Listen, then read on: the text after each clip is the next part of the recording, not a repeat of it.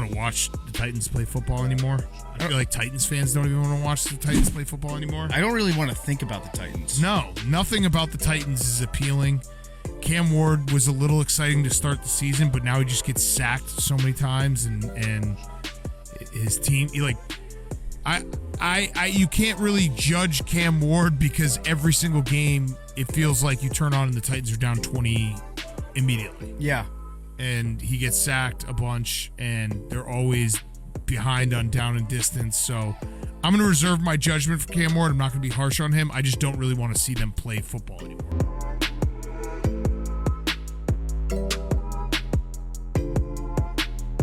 Welcome in and welcome back to the Coliseum and Hybrid Studios. My name is Logan Hyder. I appreciate you for being here as always. Today we have a lot to catch up on in the NFL, and it's also kind of an interesting video because it will be the first time that I film after the hour of like 4 p.m. It is 9 p.m. here, so yeah, it should be pretty interesting. If anything seems different, it's because, it's a different time of day, and I do like to partake in certain substances of the earth, as they say. Let's have some fun, shall we? Hopefully my screen recording actually captures this time. Last time I had to add everything manually. Damn fan was on in the background. Just to get us warmed up here, it's obviously been a few weeks since I've covered the NFL, but we're not going to go through the weeks that I missed or anything like that. We're just going to hop in kind of where we're at from last week, from, week 9 of the NFL. Bengals let a dude who walked into the game with painted nails holding a purse and matcha with wired headphones drop 47 on their head. Ben Johnson, the Cincinnati Bengals defense of the game on the line. Yeah, this game was insane. So last weekend we actually went to the Titans game with my wife and two of our friends. We were actually on the train back from the Titans game. There was actually somebody sitting in front of me who said that the the Bengals were up and that they had won, and he hadn't seen this play, but we had, and I kind of just like leaned over and was like, actually the Bears are up now. They just scored a 75-yard touchdown. Because somehow this guy caught this freaking pass over the middle, spun out like this, and actually didn't even plan to talk about this, and I'm not going to get deep into this, but I still haven't actually seen this clip because I had saved it to do on an episode. Let's see what they got to say. I'm going to stay in my lane. I don't want no defensive player come and chew me out about what the fuck I'm doing. We just got to play complimentary football. Like, we put the ball in the end zone and go up a point at the end, finish the fucking game. Like, just end it. Like, that's it. Like, that's what we need to do. Just end the fucking game. Like, make them get us the ball back. Let us fucking go to 22 victory and let's end the game. That's how I feel. Yeah, that's rough. I mean, that's been a problem in Cincinnati for years, regardless of who the quarterback is. In fact, it's even in some cases or in some ways it's worse with Joe Burrow because Joe Burrow's, wasted MVP seasons on that defense. The biggest offense on the sideline after that's so funny. The Joe Burrow coming to replace Joe, and that's what I'm saying. Joe Burrow's not going to be able to fix that problem. Joe Burrow can't play defense. Defense in the Bears Bengals game. Oh, got his ass. See ya. Oh my God. Wait. Are you good? Did it? See ya. But you gotta stay on your feet. No, gotta stay on your feet. Okay. Well, this. I will not handle any Matthew Golden slander. Yeah, I just won't. So we're gonna move on from that. Yeah, it's almost like multiple years worth of a sample size is more of an indicator than a few games with a whole bunch of really, really good players around him. Let's say Daniel Jones. The throw intercepted. It's picked off by Wilson. Warner's been such a big target for them. That's popped up in the air and intercepted. The ball went airborne and Jack Sawyer. That is 4 catches for 20 yards for Warren. Jones, ball gets knocked away. The ball was rolling around with 1 Steeler and 1 Colt in the area, and Pittsburgh has got it.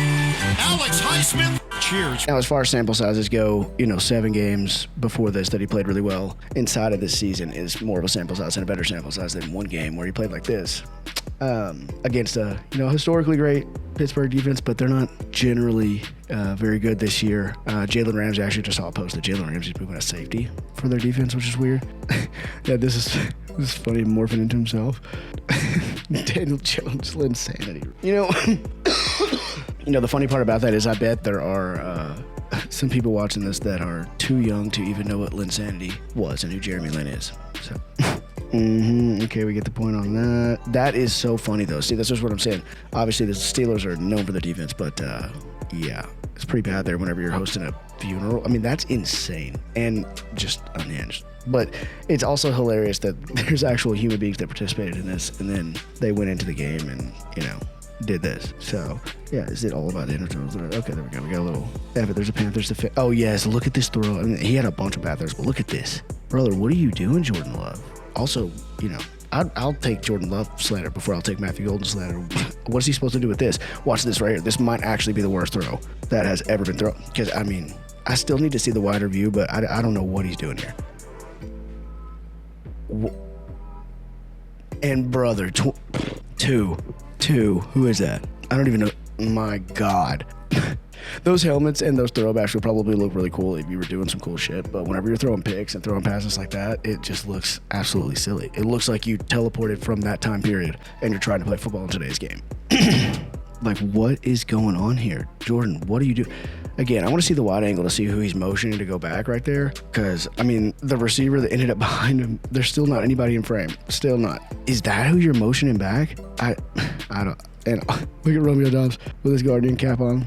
Motherfucker looks like a Juggernaut from, I'll put a picture up of it later, but you know what I'm talking about, or you will. Yeah, that's pretty bad. Rico Dowdle stopped it. Oh, yes.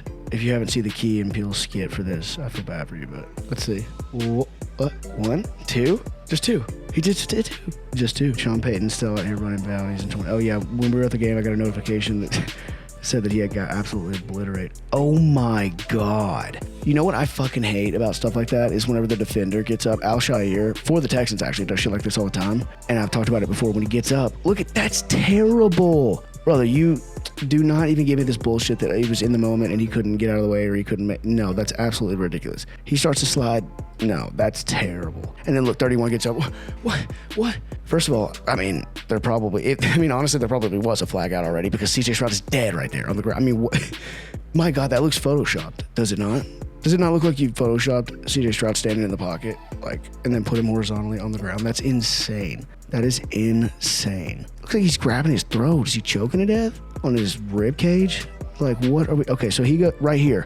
Again, I know that I'm pausing it frame by frame. Okay, I get it. But the point being is that I don't want to hear it. This is now 2 steps, 3 steps, 4 steps, 5 steps. He's clearly sliding, and dude still hasn't fully engaged in his tackle yet. Now he really goes down. Then I'm sorry, I keep liking it over and over again. That's crazy. That's crazy. Who is that? Let's see.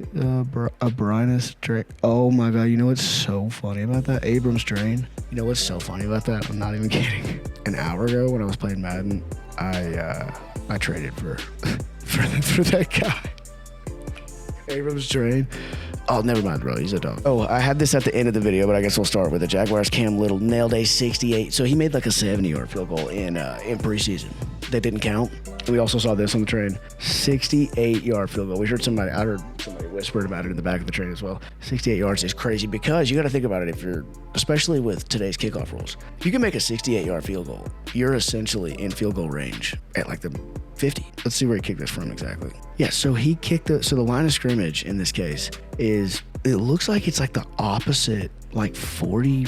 I don't think it's at the 45. It's probably like the 46 or 47. Might be the 48. The point is that it's definitely behind. We're behind midfield right here. So I don't think people understand how insane that is, that you can be in field goal range at the 50 or before, especially when you consider the fact that with the new NFL kickoff rules, which has already affected games multiple times, it's way too easy. I mean, I don't think it's too easy to not land it in the target zone and end up on the 35 by the rule, but it definitely happens a lot, and it has happened a couple times in really, really key moments of the game. But if, in this case, I mean, basically this is what happened here.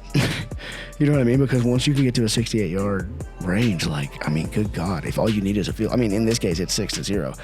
But if it's tied in this case and you get it to the 35 via a field goal, via a penalty, and then you get, 15 yards? Yeah, less than 15 yards, and you're in field goal range. That's one play. You could even fire drill the field goal team onto the field pretty quickly, which is essentially something that you practice where you get everybody onto the field lined up and the kickoff within 10 seconds or something. Try to do it as quickly as possible for these kind of scenarios, but in this case, this is like almost OP for real. Okay, with that little bit of warming up done, let's go ahead and jump in, shall we? I feel a little looser. I feel a little well, 1 second. Okay, now that we are primed and ready to go, let's go ahead and talk about yesterday, the trade deadline. I really didn't expect the trade deadline to have as many moves as it had.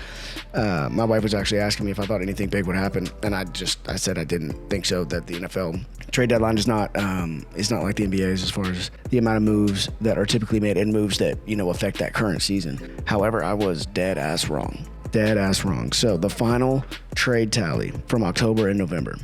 So this wasn't just yesterday, but Trevor Penning to the Chargers was yesterday. Sauce Gardner to the Colts, which we're going to talk about, was yesterday. A.D. Mitchell to the Jets. What's the funny thing about A.D. Mitchell is we've actually already talked about him because he is the one that fumbled the ball out of the back of the end zone. That was much more costly to him than he realized. Quentin Williams to Dallas. You got Mozzie Smith to the Jets as well. We'll talk about the individual trades for Shiji to Seattle. Jacoby Myers to Jacksonville. Jalen Phillips to Philadelphia. Joe Tryon-Shoyinka to Chicago. Draymond Jones to Baltimore. We're definitely going to talk about that. That's what they call in the old biz foreshadowing. Logan Wilson went to Dallas. Also going to talk about that for a second in a minute. Yair Alexander, who went from being one of the best corners in the league to absolutely irrelevant in Baltimore and now traded twice in a couple of years, goes to Philly as well. If somehow he becomes what he was, then this right here, and Michael Carter II going to Philly too. Philly is crazy. We haven't talked about this yet, but Howie Roseman, my God, this man is absolutely just basically everything that I want to be in fantasy football, but with a real NFL team. It's absolutely insane. I don't know how they keep letting him get away with this, to put it one way. John Mechie III to the Jets. Keon White to the 49ers. I actually don't know who that is. Kyle Duggar to Pittsburgh. I didn't see that one. Roger McCreary to the Rams. Going to talk about that one. Greg Newsome to Jacksonville. It's a good pickup. Odafe Owe to the Chargers. Tyson Campbell to Cleveland. Alani Gilman. I have him in my franchise as well. And then Joe Flacco to Cincinnati. Sauce Gardner, Breece Hall. They expect one of us in the wreckage, bro. Oh my God. So the funny thing about the Breece Hall, the Bane reference, yeah, it is. The funny thing about the Bane reference, or the Breece Hall stuff, is that Breece Hall, it's been a story for weeks that he has requested a trade, that he doesn't want to be in New York. And even yesterday, I saw him tweet. I saw a tweet from him. Maybe I'm being fooled by a fake tweet, but I saw it on, like a sports, it was Bleacher Report, a sports app. And so I think that it's real. But anyway, it was Breece Hall, and he basically said that he was happy for his brother so that it got moved, but he was sick right now because he is still in New York. And then today I got a notification and saw that he said he never requested a trade, which is like hilarious. I mean, both things can't be true. Sauce Gardner going from 1-7 to 2-week change. Oh my Lord, I can't say. Well, if you're out there and you can, then you can read that. But Carly Ursay at the trade deadline, fuck them. Yeah. Listen, like I said before, we're going to talk about one owner that is female that is not doing a very good job. So you can't blame this on that. She's definitely got my respect so far. Cannot deny it. She's kind of like, it kind of reminds me of the Lakers, Jeannie Buss, and like the show that's basically about her, but it's not. Rashid Shaheed catching bombs from Sam Darnold, yeah. Rashid Shaheed with Jackson Smith-Njigba, who I did not even plan that, but we also have something to talk about later with. Yeah, that's going to be nasty. And Sam Darnold playing like that as well. Jacoby Myers, fun fact, has 2 drops in his last 174 targets, which is just absolutely beautiful. Absolutely beautiful. Just catch the ball. Oh, and look, this is like the other one. Went to bed 3-6 and woke up 3-5-1. I want to go through a couple of these trades specifically, and there's that again. Okay, so we're gonna go through. So I had this post pulled up here that is some grades for some of the bigger trades, and then we're gonna go through a few videos of people reacting to those, and then we're gonna switch over to specifically some of the moves that the Titans have made, and how essentially I couldn't understand it less. And by the way, also, because it's been a minute since we talked about the NFL, we haven't even talked about Brian Callahan at all. So yeah, but to start out with, let's just go by the ones that they have here. Grade F, Grade A, Quinton Williams. Jets get Mozzie Smith, the second-round pick and the first-round pick in 2027. I mean, over here it says W Rage Bait, F for Fabulous. I mean, they literally, you would think that ESPN isn't posting literal rage bait, but I don't really get that grade. A second-round pick next year, or I guess in this upcoming draft, and then a first. And, I mean, it is a little bit expensive. Mozzie Smith, also you give him back, which is a young defensive tackle.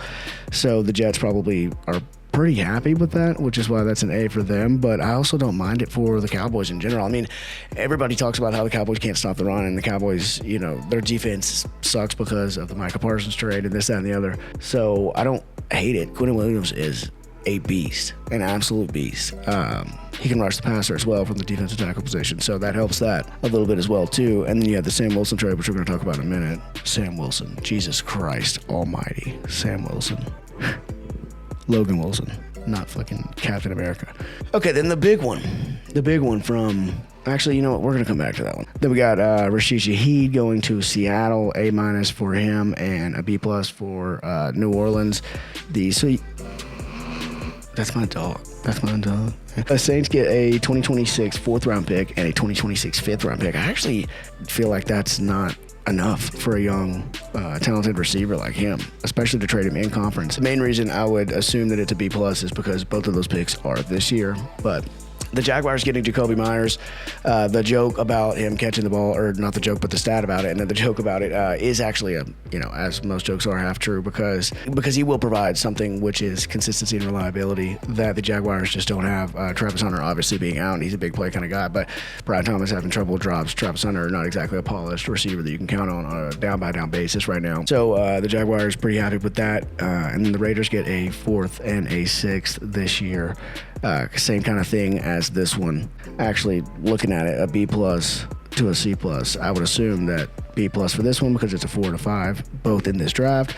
C+ for this one because it's a 4 to 6, both in this draft. And then, wait, I'm just realizing that they have it as an A- for the Raiders. So the Raiders getting a 4th and a 6th this year is an A-, but the Jaguars getting, okay. Well, listen, if Jacoby Myers sucks, then I guess I would agree with this, but I don't understand that one at all. Logan Wilson, not Captain America, although kind of looks like he could be, but Logan Wilson was benched in Denver for play reasons, which isn't something that you love to hear, but for a 7th-round pick, to help that defense out, and you pair him with bringing in Quinton Williams. I like that quite a bit. The Eagles getting Jalen Phillips is crazy. Again, Howie Roseman just is, it's unbelievable what they allow him to do, to be honest. And I don't understand how they can pay all these people, to be real. I really don't. And the Dolphins get a 3rd-round pick.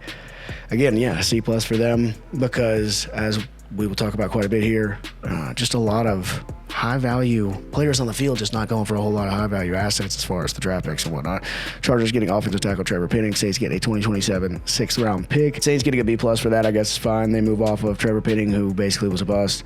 And then the Chargers get some depth that they very much need after Rashawn Slater. And then this past weekend, actually, at the game that I was at, Joe Alt hurt his ankle and is out for the year as well. So, yeah, those are the big trades that you have there. But the big one is the Sauce Gardner to the Colts trade, where the Jets end up with 2 1st-round picks from the Colts. That's the trade that's going to shake up both, I would say the AFC South, but that division is pretty much settled already. But the AFC in general, I mean, the Colts are absolutely dominating people. Now they add the best corner in football.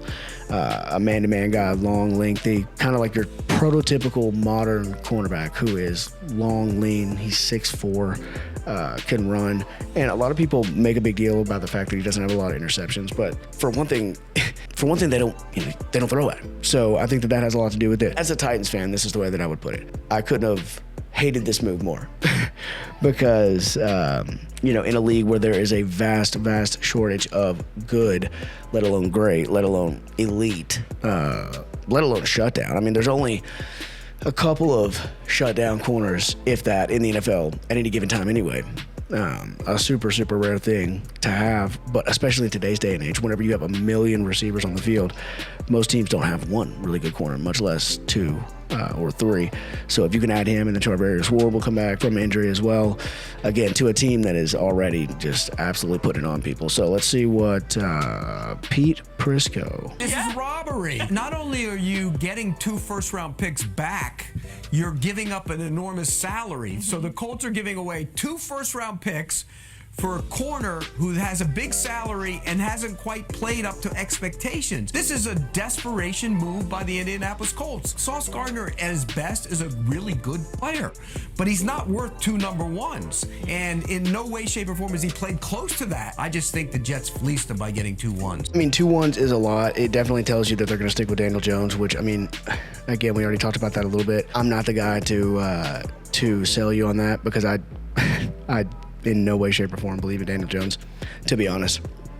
Even over the weekend, one of my friends that came with us, I said to him, I just refuse to believe it. I just refuse to believe it. And they played like shit this weekend, which is only 1 game, but I'll be very curious to see moving forward if he retains this form, which is the form that basically was what he was in New York the whole time, or if he or if he goes back to Indiana Jones. We'll see. But I do think 2 1s is a lot for any player. But at the same time, it's Sauce Gardner. He's 1 of 1 in the league right now, I would say. Maybe not 1 of 1, but I mean, he's damn near. And whenever you can get a talent like that, the Jets reportedly weren't really looking to trade him, but whenever you get an offer like they got, it's just hard not to, which I definitely understand. Moving over to the other trade that we touched on before, the Quinnen Williams trade to Dallas. I kind of liked it, but Bill Simmons, it looks like does not. Let's see what he has to say about this. Drunk.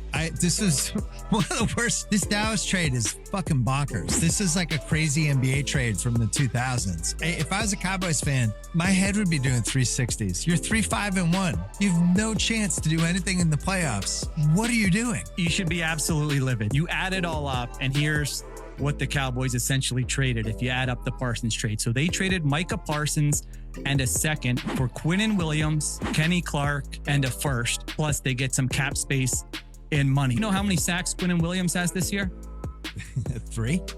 1. He has 1 sack, he has 3 quarterback hits, and he ranks 90th in the NFL in pressures. Now, I'm not trying to kill him. I think he's a very good run stopper. I think he's a very good defensive tackle. I am not giving up a second and then a first with flexibility for Quinnen Williams months after I traded away Micah Parsons. Just unbelievable mismanagement. Dallas is drunk. What I will say about that is that it would be pretty intimidating and arguably damn near hard to stop if you had Quinnen Williams and Micah Parsons. I mean, I'm definitely not a defender of the Micah Parsons trade, and in that context, I do kind of see where they're coming from. I mean, I don't hate it though. I don't hate it. Moving into our other big topic for today, another player that was traded was defensive end Draymond Jones to the Ravens in exchange for a conditional 5th-round pick. In general, this kind of brings me to what I would like to talk about, which is the oh, that's so good.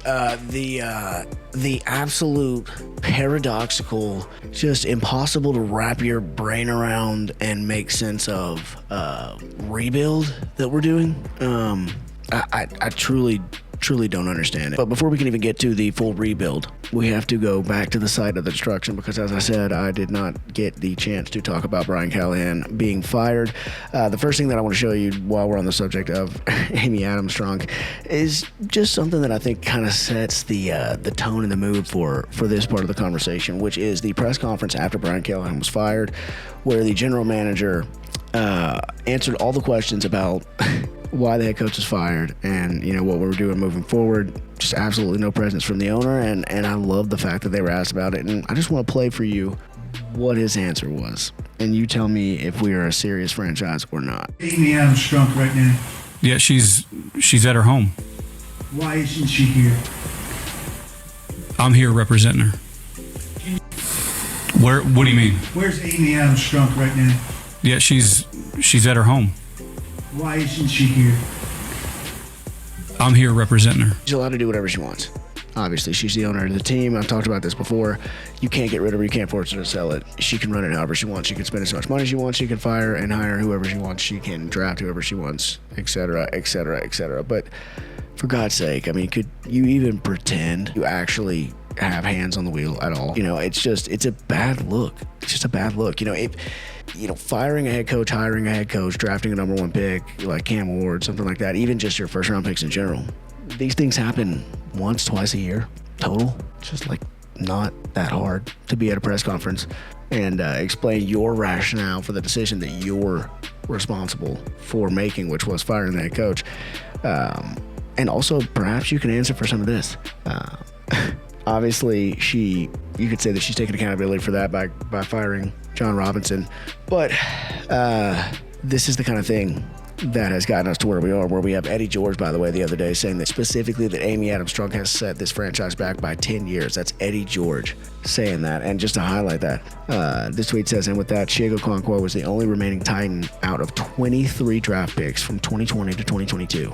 And he may get traded soon, which he didn't, obviously. Thank goodness. Look no further than these 3 consecutive draft classes. John Robinson lit on fire. As for why the Titans are so terrible today, a ton of additional problems plague this franchise too, but none more fundamental to their woes than this. So you got Traylon Burks, who was traded for A.J. Brown, the Peter Griffin meme, where it's the box and it says it could be anything, even A.J. Brown. Roger McCreary, who was traded, let's see, where's old Roger at? Well, he's in there somewhere. Roger McCreary got traded as well as part of this, but Nicholas Petit-Frere, Malik Willis, oh, good God almighty, Hassan Haskins, who is currently on the Chargers. As I've also mentioned, I swear to God, the next time that you're watching Red Zone, just in your mind, just try to, which you wouldn't be able to because half these players nobody's ever has heard of, but trust me, there are players making plays all over the NFL from this list. And watch, Traylon Burks will go on to be fucking Randy Moss somewhere else. But Hassan Haskins is on the Chargers. Chiego Okonkwo, I still want to believe in him, but I feel like a Kyle Pitts fan. Kyle Phillips, that was weird, who I had a lot of faith in, but ended up not being anything. Theo Jackson, blah, blah, blah. I mean, this is like pathetic, dude. Caleb Farley, who as soon as we drafted him, I basically facepalmed. And there's a few of these picks that I'm not even kidding, I literally facepalmed.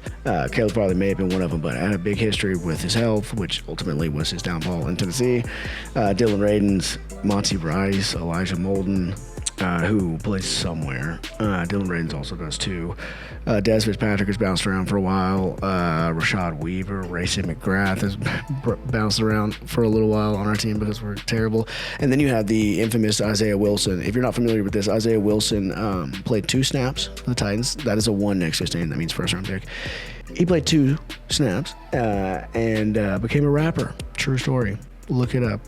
Christian Fulton, Darrington Evans, Laurel Murchison, Cole McDonald, Christian. I mean, this is just sad. Let's just move on from that. The point being is that this woman presided over all of that and then can't even show up to explain herself.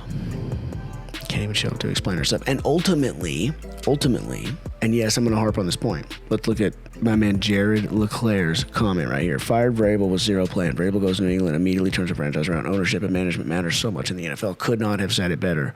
My friend, I said Jared, whatever. The point being is I could not have said that better myself, which is exactly where I'm going with this, because I really think that it's worth highlighting the fact that we have now fired Brian Callahan, Rand Carthon, the guy who you had the power struggle with Vrabel.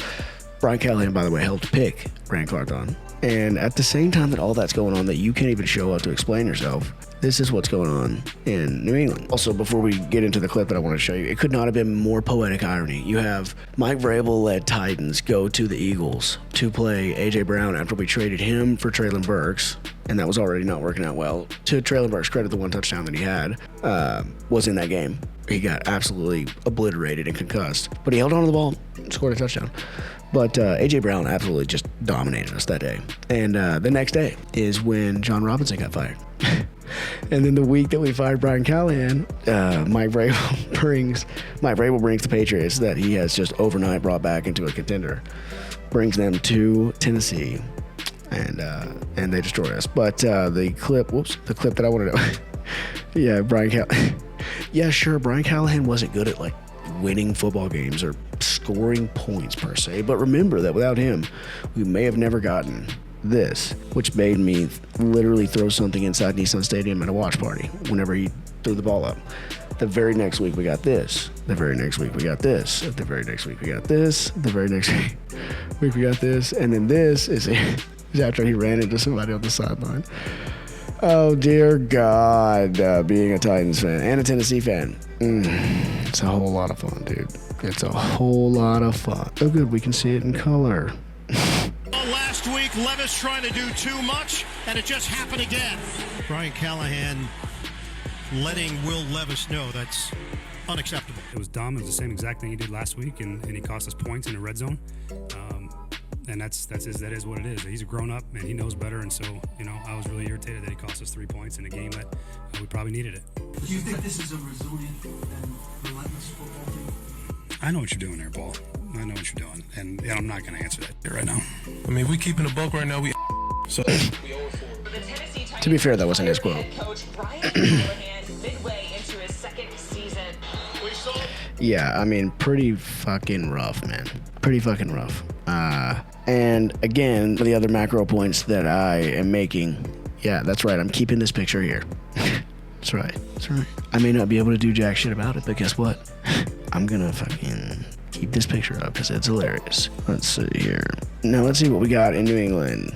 By the way, one of the best parts about Mike, everything that you're about to see, he's a great football coach. Understands fundamentals, understands the finer points of the game, which somebody like Brian Callahan does not. Also knows how to win championships. Was on a ton of championship teams in New England. But he's also a player's coach, and everybody loves him. God forbid he asks for a little bit more control after he watched you trade A.J. Brown to the Eagles amongst a million other terrible decisions that you made. He didn't want out as a head coach.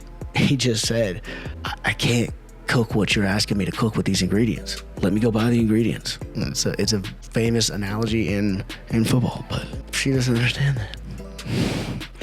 Anyway, sorry, I keep teasing these fucking clips. Here we go.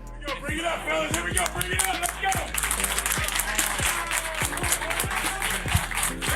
Hey, congratulations, fellas. I don't know what else needs to be said, right? It's about being road warriors, okay? We'll play wherever they want us to play. Okay, we'll rush the ring and we'll play wherever they want us to play. There's so much better football that we can play. It's close, okay? But you kept taking care of business. I'm proud of you. I appreciate your effort, fellas. I'm proud of what you guys did. Okay, offense carried us through. Defense, they didn't score in the second half. There's things of complementary football that we have to continue. Get a breakdown on praise. One sec.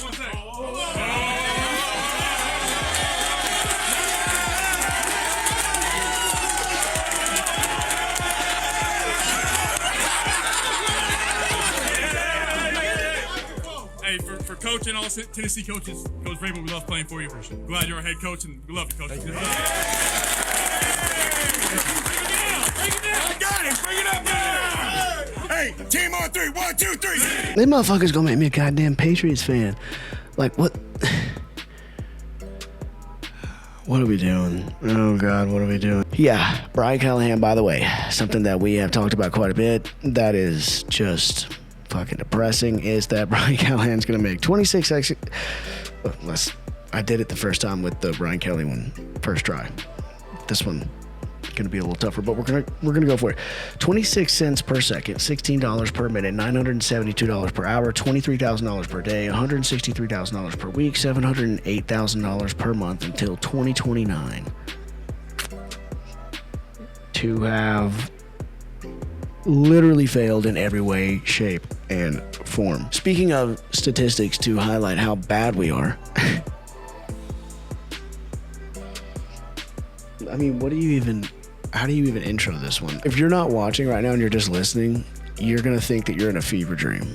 But the New York Jets in 1975, in most consecutive games with fewer touchdowns than an opponent. 14 in a row from the Jets in 1975. The Titans right now have 14 in a row. There are 3 teams above the Titans in longest streak without having more touchdowns than their opponent. Those teams. The second one is the Tampa Bay Buccaneers with 18 in a row in 1976. Damn, the Jets in 75 and then the Buccaneers in 76. That day to being over. But at number 1 and number 3 on this list stands the Chicago Cardinals, and at 19 and at number 3 at 17 games is the Dayton Triangles, as in like the fucking shape. I still like looking at this, can't believe that this is real. I really can't. And the fact that you find yourself on any list, I've never I mean, this team played in 1927, brother. 1927. Were they even allowed to score touchdowns then? And then the Chicago Cardinals, God bless them, of course they didn't score any fucking touchdowns. Half their team was probably in Germany during the fucking war. This is just pathetic, man. Moving on to who we should move on to. Thank God we can finally and forever put Brian Callahan behind us. Well, the accountants for the Titans can't. But maybe he doesn't seem to care about that. Anyways, 5 candidates the Titans should consider hiring. I'm just going to go ahead and say Cliff Kingsbury. We've already talked about Cliff Kingsbury, have we not? Specifically by name as an example of a guy who just fails upward. Here you go. Mike McCarthy. I'm good on that. Jesse Minter, I'm also good on that. I don't want a defensive coach with a brand new first-round pick quarterback. This is a classic mistake that teams make, and we're stuck in a cycle right now. I said it months and months and months ago before Brian Callahan, before the season even started. We're stuck in one of these cycles that really, really bad teams and mismanaged organizations get into, which is you draft a quarterback with a coach that had already had a couple years of not doing very well. He gets fired. The new guy comes in. That quarterback isn't his guy anymore. He wants a new one. He drafts his own. Then he fails. The GM goes then at that point, restart completely. They draft a new quarterback. It doesn't work, etc. It's just you go first round quarterback, get rid of the coach. New coach comes in, new quarterback. Usually a new GM with the coach. They both want their guy, etc. It's a vicious cycle, and I don't want that to happen. So we have to have a new coach, but I definitely don't want a defensive-minded one. Matt Nagy for the Chiefs, the offensive coordinator. I would love Matt Nagy. I believe he's been a head coach before, though, and I don't think it went very well. I want to say Chicago. Joe Brady, offensive coordinator for the Bills. I would not mind. I wouldn't mind. Cam has been so hard to judge because I've never seen a rookie in a position where his stats don't match his play like Cam. Cam has played so above his statistics, and he played that way whenever we were at the game over the weekend. It's like I've never seen anything like it. After the very first game, I said this. Calvin Ridley had a bunch of drops. There's a bunch of reasons why, including the fact that he gets hit all the fucking time, like at a historic pace almost. But all of those reasons combine to, have him not perform very well whenever it comes to the stat sheet. So well, in fact, that you have this right here, where Will Levis, through his first 6 career games, played significantly better. 25 sacks taken. I kind of hate that they put that on the quarterback. I know that it has to do with that. It's kind of situational, kind of like with a pick, how it could be knocked up in the air, and that's why it happened. A sack could be a lot of different things, but things like this are so misleading because when you actually watch him, he's got generational talent. He just does. I hate the way that he stands in the pocket. It's so lazy. I used to like it, but I really think that it translates into how lazy his drop is and his mechanics can be at times. But he's got some special zip on the ball. He's got some special accuracy. He drives the ball hard over the middle. He makes decisive reads, even if it's, a bad throw or it's not caught or it's not open. I do like that he's decisive, and I really think that if you put an offensive line, give him a run game, that kind of thing, I think that these numbers will absolutely shoot through the roof. I think that you've seen enough to know that, and I hate that it's translated to the field. That's the other part of that vicious cycle, by the way, is that you put your rookie out there too early and then they lose confidence. I don't think we're going to have to worry about that with Cam, though, to be fair. Another guy that I could not stand seeing come up is Arthur Smith. Are you fucking joking me? I mean, you know what? Honestly, just fuck it. Just do it. Just do it. Just hire Arthur Smith. It would actually be poetic to do because why the hell not? Let's go back to our offensive coordinator from when Vrabel was here.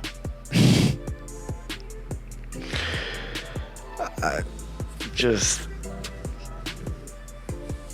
fucking, you know what? It'll give me something to talk about. And this kind of brings me to my last point that I'll get to here about Spawn of Satan and her plan to rebuild. I really don't understand it. We traded Roger McCreary for a 5th and Jarvis Brownlee, 2 of our young corners, for a 5th and a 6th, respectively. We traded Draymond Jones for a conditional 5th, and then everybody else stayed. You got L'Jarius Sneed, you got Tony Pollard. Here's the Roger McCreary post, traded for a 5th. Young corner, Jarvis Brownlee. has the right mentality. Both young guys can't have enough corners. We just talked about that with Sauce Gardner earlier. Can't have enough corners in this league right now. Two young guys, and neither one of them are bust. Neither one of them are like terrible or cancers or get in the locker room and get in trouble or anything like that. And Jarvis Brownlee's a rookie. I don't know how you could know. And again, the problem comes back to what you're getting for these players. And we mistimed also something that never gets brought up. We mistimed the Derrick Henry trade or lack of a trade. Literally got nothing back for him whenever there was absolutely no need for him to be on our team because we're not competing and we're terrible the last year that he was here. Anyway, so we mistimed that. Obviously, you're not going to trade Cam Ward, but I really don't even understand the point in keeping Jeff Simmons at this point. And then over here, and this is kind of an overall point, Chinga Okonkwo, I want to keep him, but McCreary gets traded. Arden Key doesn't. Tony Pollard doesn't. L'Jarius Sneed doesn't. Calvin Ridley doesn't. What the hell are we doing with a fucking 30-year-old Calvin, might as well. 30-year-old Calvin Ridley, a L'Jarius Sneed who's done absolutely nothing for it since he's been here. Tony Pollard fucking doesn't even play hardly anymore. And you don't get anything for any of these guys. The trade deadline just passes. Like, what do you didn't even, the guys that you did trade, it's like you almost got like nothing back from overall. We get 2 5s and a 6. That's our big fucking rebuild. Thank God we have these guys. I mean, you would think that we're going to trade them in the offseason, I guess, maybe. I just don't get it. I don't get it. You have to balance it with the rebuild. You have to trade valuable assets to get something back. Obviously. But listen, if we're selling, let's sell. Let's sell. We're going to have the number 1 or number 2 pick anyway. Whatever we can get for these guys here, L'Jarius Sneed, Tony Pollard, and Key, maybe package those for something else. But it's like, let's go for it or not go for it. What I don't understand what we're doing at all. Close out here, as I always like to do at the end, by just showing you a few interesting things that I saw, starting with just a few examples of a little bit of artwork from the wide receiver position. Starting with Marvin Harrison Jr. That's as good a release as you're going to see. They went jumbo personnel, as you said. My God Almighty! Look. That is so beautiful. Big stutter, big raise up, and then a pop to the outside like he's going to do a fade, and then just, look, raises up, raises way up, looks inside, makes him think that, including this little stutter move to the inside, making him think that was the move, and now he's going to pop up, fade to the outside. But then when he goes fade to the outside, boom, inside to the slant. Watch. You never want to find yourself in that position. Also on my franchise, by the way, in Madden, Marvin Harrison Jr. 18 touchdowns in 10 games on all Madden. Fuck with me. Yikes. And again, like I talk about, like hating the DBs, I will say Deron Bland did get up and just kind of clap his hands here. Look, he's just like, shit, he got me. Just do that. He cooked you. But the best receiver in the NFL right now might be Jackson Smith-Njigba.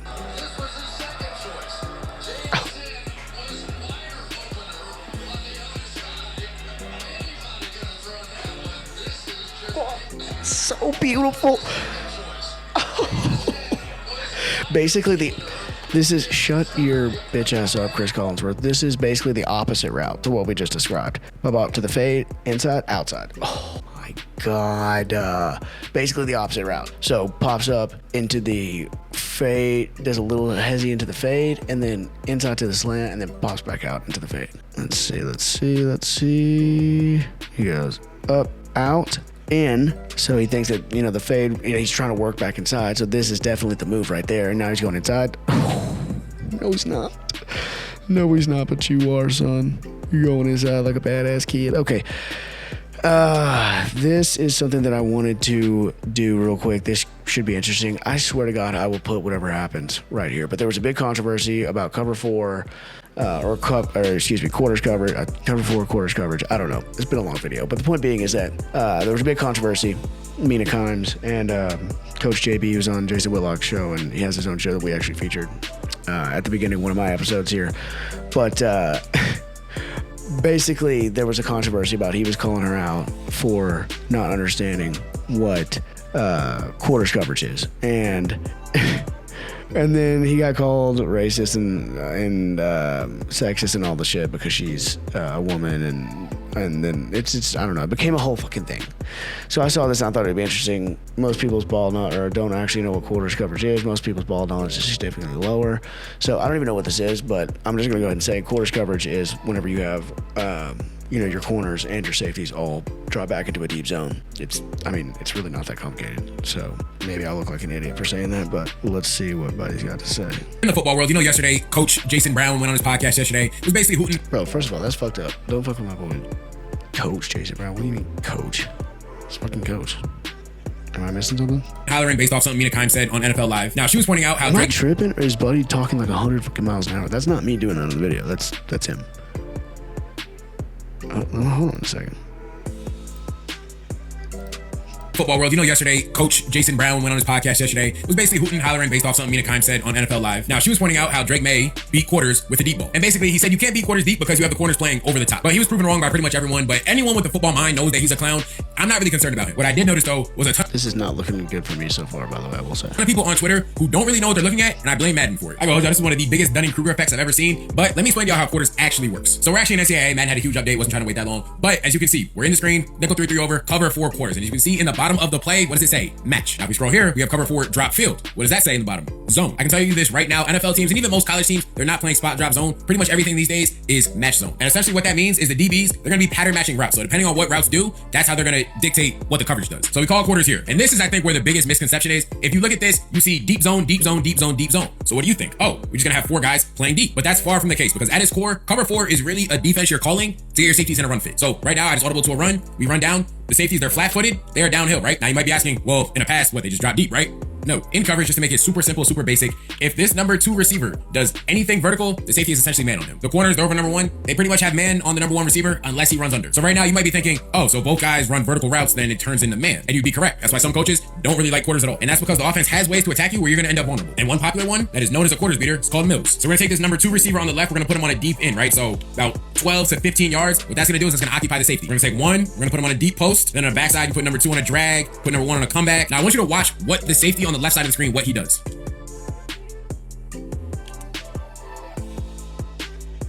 As you can see, that play right there, easy touchdown. Let's look at why. So remember what I said, this safety has number 2, basically man if number 2 goes vertical.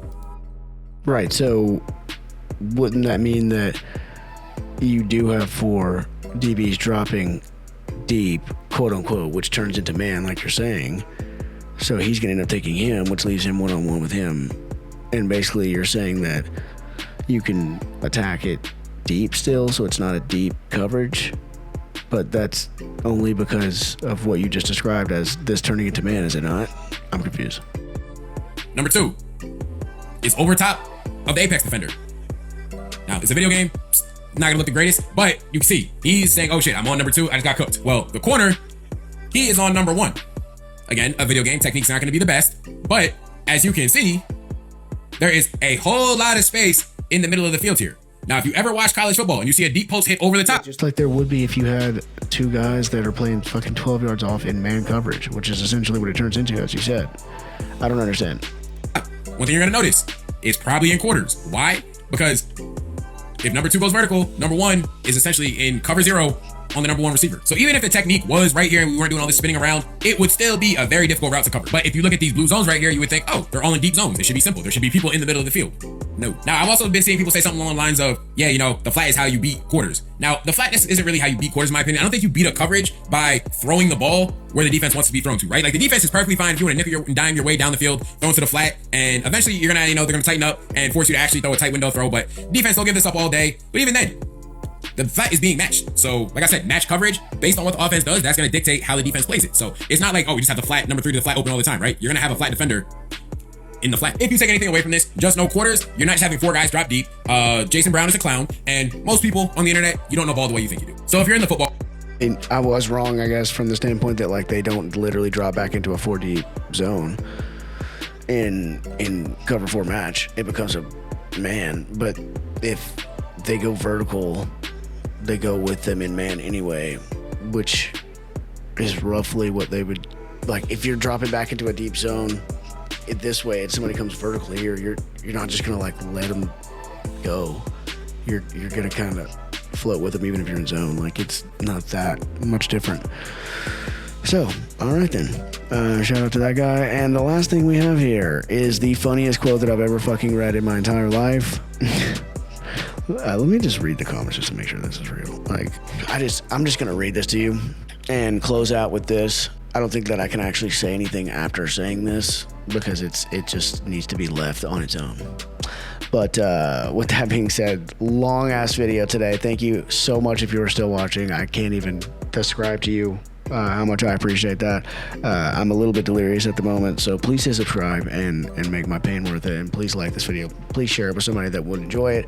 Turn your post notifications on. I'm gonna do my first video about the first UFC episode of the Coliseum very, very soon, so stay tuned to that. And with that being said, I'm going to just let you know what Baker Mayfield had to say here on what he's learned about Florida since moving to Tampa. Texas and Florida have a lot of similarities, Baker told reporters.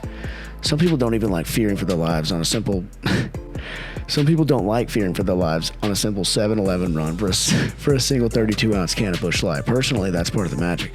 In Florida, a man with an unwashed ass driving a dent-riddled Ram 1500, 37 dings from 37 different collisions, will ride your ass off the I-4 because you're not riding the guy's ass in front of you hard enough. The back of his truck is a fever dream of yellow snake decals, skulls, and political rants, all directed at whoever's unlucky enough to get behind him. It's a perfect ecosystem of rage and insecurity, one that keeps the fragile ecosystem of I-40 chaos alive. Every car in that convoy to hell. Is this fucking real? Yeah, I don't think that's real. I think that I got.